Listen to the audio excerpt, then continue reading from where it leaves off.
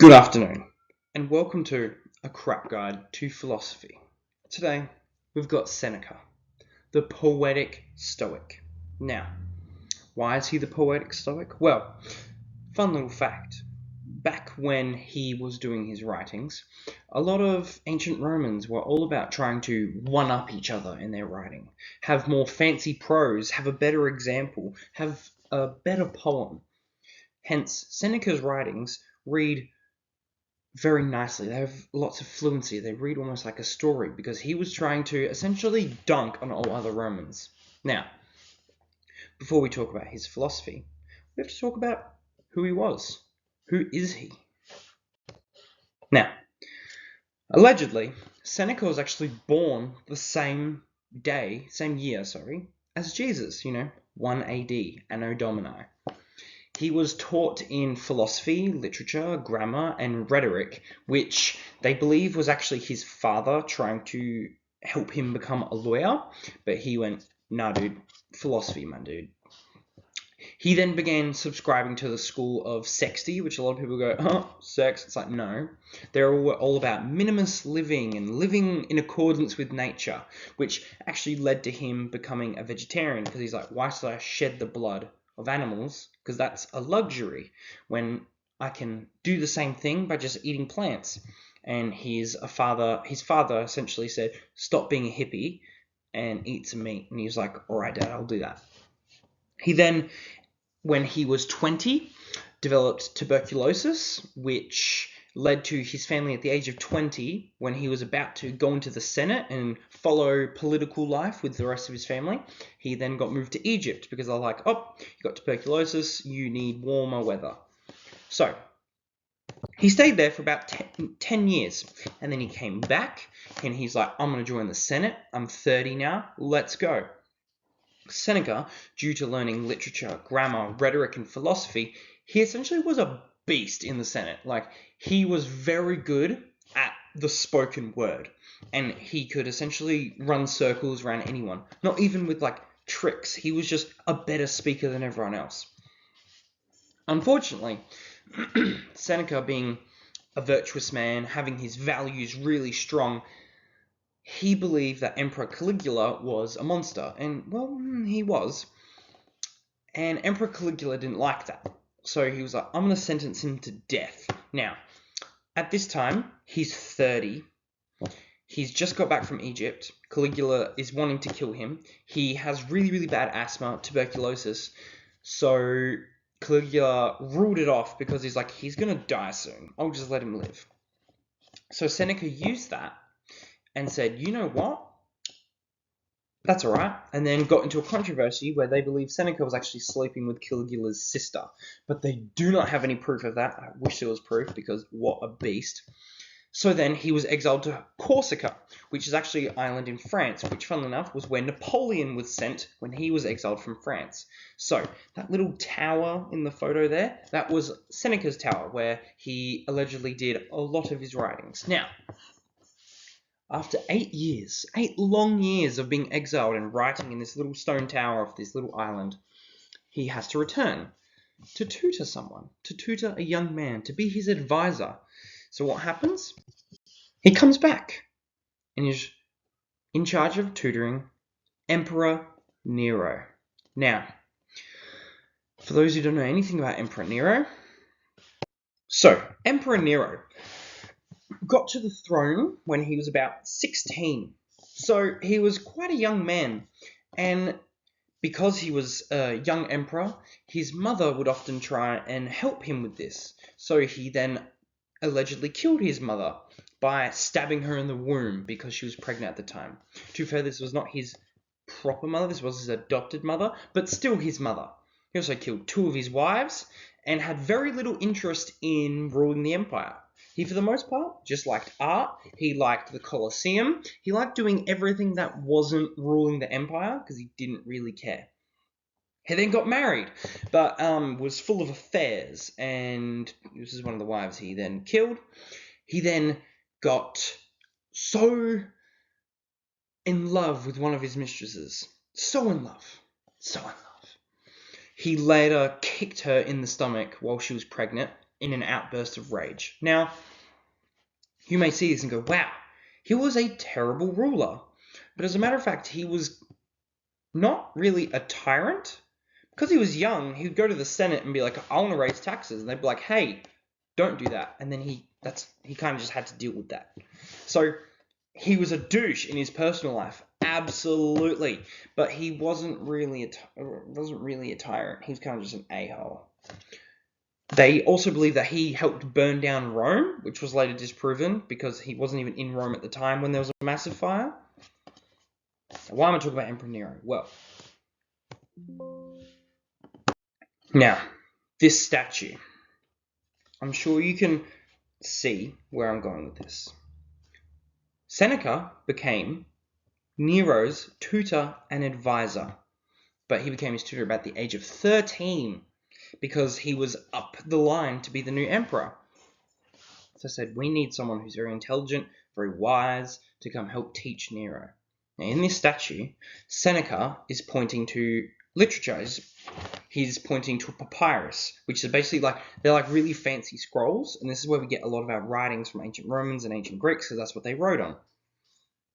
And as you can see, Emperor Nero in this photo, he's kind of frowning like this. He's got his hood over, and he's very, very disinterested, which he carried this attitude into his rule. He didn't want to be emperor. He didn't care. But Seneca, being the wise old man, is trying to show him, hey, this is how you should lead. This is how you should live life. You should be kind to people. You should be nice. You should be just. Now, not only is this statue extremely cool, but it also carries a lot of weight with it. Seneca writes a lot about how you shouldn't be defined by your riches. You shouldn't be defined by things. The person who wants more never has enough. The person who wants little will be happy because they have what they want. While Seneca is talking about how money is you shouldn't be trying to get lots of money, you shouldn't be trying to do this, you shouldn't try to be that. Meanwhile, he's getting boatloads of money from Nero, and he's now got a private estate, all from Emperor Nero, who was regularly killing people in the Colosseum and kicking his wives in the womb. But that's neither here nor there. Now, what did Seneca exactly write about? Now, Seneca wrote a lot. He wrote a lot, but he wrote many essays, one of them on anger, which is actually something he wrote to his brother, and I think actually makes a lot of sense with the photo of Nero. He looks quite angry and he's frowning, he doesn't really care. Meanwhile, the wise man he's being calm, he's being just, he's being patient, and he's reading to his brother, which I think people who take up philosophy often have this sort of approach with themselves. They have the old them that is begrudging and wants to be mad at stuff, and then they have the new them, the new version of themselves that's trying to say, hey, calm down. Things happen for a reason. You can control your reactions. Also, you study philosophy and you're trying to tell people hey, if you stub your toe, it isn't the end of the world. You are then acting as the wise man to someone else. But the main thing we attribute him to is actually his writings to Lucilius, which were in the form of letters. Now, let me get the book that everyone's familiar with.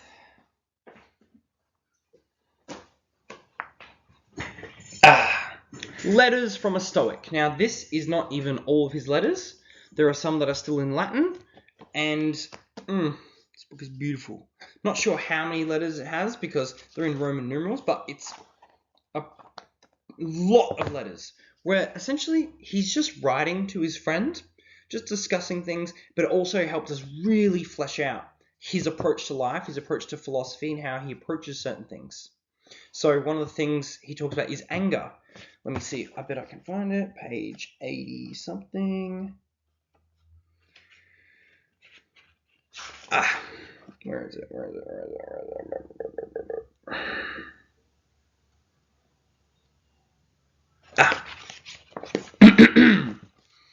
The outcome of violent anger is a mental raving, and therefore anger is to be avoided, not for the sake of moderation, but for the sake of sanity.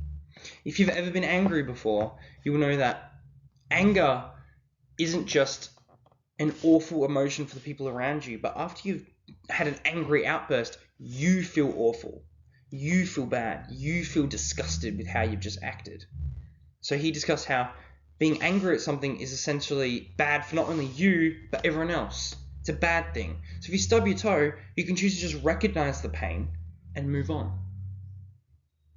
But he did not just go on living his very peaceful life and writing to his friend. We have to move on to Seneca's death. Now, Seneca's death was very much a tragic one. Due to the controversy he got himself in from writing about, don't attribute wealth, it shouldn't be the goal of yourself, and then getting all this wealth, he moved himself away from the public eye and resulted to just writing to Lucilius. But unfortunately, because of who Emperor Nero was, people tried to assassinate him. And Emperor Nero decided that Seneca had a hand in it. So, after killing many of his friends and family in front of him, Nero sentenced Seneca to death. Now, by suicide, by the way. Now, let's see if I can find anything about death in here. Because Seneca...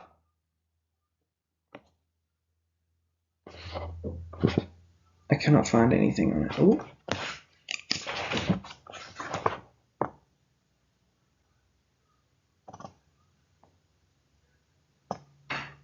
I cannot find anything, unfortunately.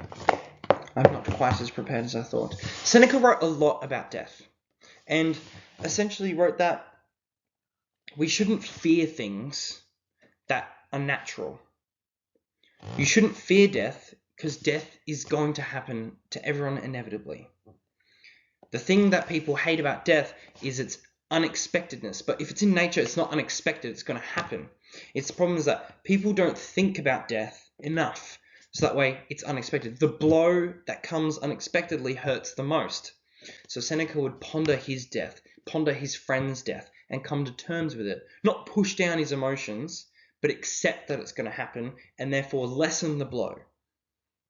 So Seneca wrote about facing death, facing it, coming to terms with it. So when he was sentenced to death, he didn't cower, he didn't run, he said, fine, have at it. They at first slit his wrists to attempt to get him to bleed out, but due to his many ailments and him being frail, he did not bleed fast enough. So they gave him some poison. Still didn't kill him. So then they decided to drown him in a bath, which is the painting here. He is in a bathtub. Before he's drowned, he says some of his final goodbyes, not really goodbyes, but bestows some wisdom. And then he's drowned. And this painting has been done many times. It's a beautiful painting of Seneca's death, but there's many other versions of it. It was a very crucial moment. But now, through what we know about Seneca and his writings, where does he fit on our tier list? Now, I'm sure you can imagine, I'm a big fan of Seneca. Many people who have found Seneca and read his writings love Seneca, way more than Marcus Aurelius. Because Seneca added something to the conversation of Stoicism. He wrote about Stoicism. He practiced it. Not quite on the same. He wasn't this amazing philosopher king. He wasn't the perfect role model of it, but he did it pretty darn well. He contradicted himself a little bit, but then he wrote a bunch to try and aid that. He wrote essays on anger, on time, on money. He wrote letters to his friend to try and teach him Stoicism. He bestowed knowledge to others. And more importantly, his writings are extremely easy to read, easy to follow, enjoyable to follow. You'll pick up this book and you'll read his letters and you'll go, wow, and you'll just want to keep reading. I was like, I'll read for 25 minutes this morning. And then I just couldn't stop reading and I finished the book. Hence why Seneca goes an extremely inspirational. I believe anyone who's willing to read his letters. If you can, read his letters. Anyone who's willing to take a chance on Seneca will not only change their outlook on life, outlook on reading, but change them as a person. But I'm not just going to leave it at that. I want to read some of the quotes that Seneca has said, and then explain them in essentially layman's terms. Now, the first quote is, "We are often more frightened than hurt, and we suffer more from imagination than from reality." So this is essentially like talking about anxiety. When you're fearing something, like I remember going for driving lessons, and all the time, the lead up to it, I would hate. I'm like, man, this is going to suck. I'm going to not like it. This is going to be awful. And I would essentially stew myself, and I wouldn't feel good the whole time. Then I'd go, and it was fine. Just driving lesson. Hence, we suffer more in our thoughts about what we're about to do than when we actually do it. The lead up to a heavy set on deadlifts is harder than the actual deadlifts. We've got, a gift consists not in what is done or given, but in the intention of the giver or doer. Hence why people often talk about getting gifts. It's the thought that counts, which now, unfortunately, a lot of people don't even take into consideration, but it's the thought of the action that matters.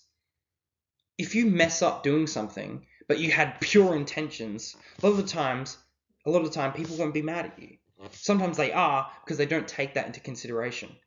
Where someone will do something good, but will actually be trying to get praise, which Immanuel Kant maxims will get into that. And then, all cruelty springs from weakness. You know, they say about how bullies are hiding something. Boom, Seneca. Your father kicks you out. Boom, it's because he's suffering with his own issues. As is a tale, so is life. Not how long it is, but how good it is what matters. So, quality over quantity. I've had recently a friendship end. Not poorly, they've just refused to contact me. So, initially quite upset, then I think, instead of thinking it in a sad way, I instead think fondly on the memories we did have together. I think about the quality of it, not the quantity. Not that it's ended, but happy that I just got to do it. If a man knows not which port he sails, no wind is favourable. So if you're directionless in life, you don't know the conditions that bestow upon you are good or bad. I didn't know that getting into a car accident would lead to me finding my wife. I didn't know that. But because I had no direction, I didn't know that through pursuing teaching, I'd become a better person. I didn't know through pursuing philosophy that I would become a better person. All these things, if you don't have a direction, you don't know what's going to happen.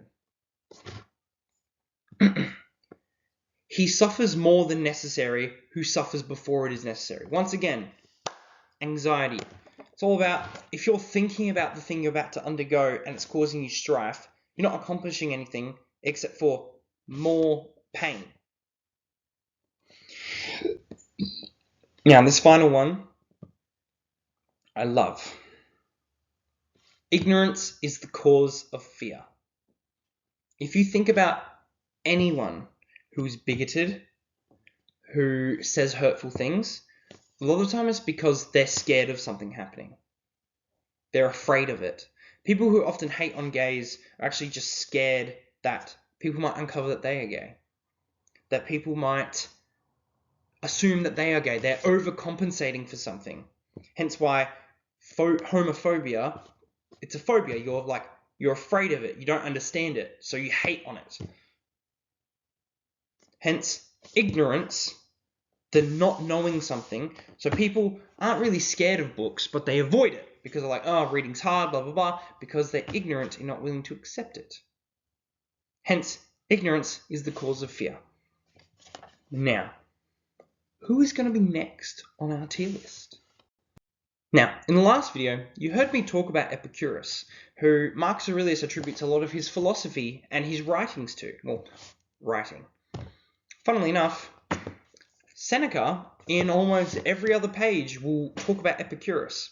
Funnily enough, they are from totally different schools of thought. Stoicism and Epicureanism.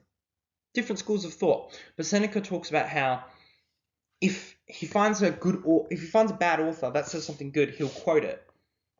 He would read Epicurus, even though he didn't agree with it, but he would find oh, we agree on this point. He says, I would read the opposite side like a spy on enemy grounds. So, if you are a vegan, seeing the other side of the coin, seeing what people are arguing against veganism, to make sure that you're really making the correct decision. Seneca was a Stoic, but he still took things from Epicurus. Now, Epicurus often is all about being happy. His book, which I don't have yet, I'll be getting it, is called The Art of Happiness, I believe. But this one is a small version called Being Happy by Epicurus. Only about 60 pages. And that's what I'll start first reading. I'll begin reading, sorry. Then I'll read his main book. But a lot of people attribute philosophy to Epicurus. Not quite as impactful as Marcus Aurelius or Seneca or Socrates or Plato. But a lot of people, like a lot of great Greek and Roman philosophers, love talking about Epicurus. Hence, in the next video, we'll talk about Epicurus. First, I'll leave you with a quote from Epicurus. Do not spoil what you have done by desiring what you have not. Remember that what you now have was once among the things you only hoped for. When I was younger, I really wanted a six-pack. I wanted a six-pack so bad. And I finally got one, and then I wanted something else. Without taking the time to be like, whoa, I've wanted a six-pack for so long, and I finally got it. I spoiled it because I just wanted the next thing, instead of just enjoying what I've got. And with that, this has been a crap guide to philosophy, and I will see you in the next one. Goodbye.